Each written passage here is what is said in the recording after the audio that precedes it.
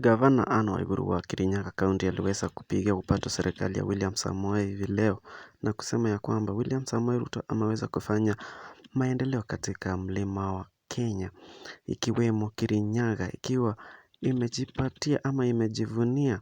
maendeleo kubwa, na akaomba wakazi wa mlima Kenya kuweza kurudisha William Samoei Ruto awamu ya pili ili aendeleze azimio lake la kuleta maendeleo ama kupeleka maendeleo katika eneo la mlima Kenya.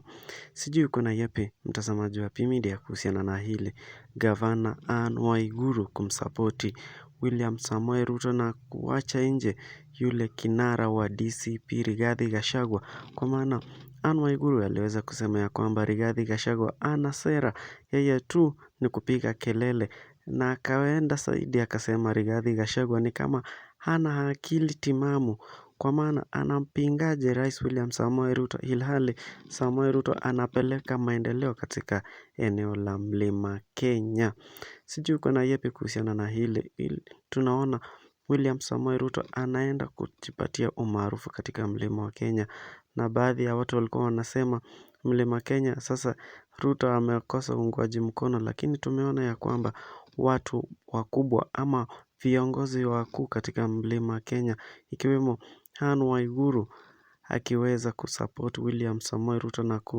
kurai watu wa mlima Kenya kumpigia kura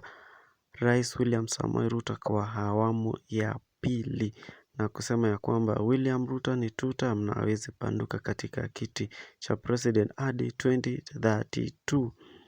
Sijui uko na yepi mtazamaji wa P-Media, nataka tu uweze comment, na kama hujasubscribe subscribe kwa P-Media sababu tunakuletea everything ambayo inaendelea katika Jamhuri ya Kenya. Thank you for watching.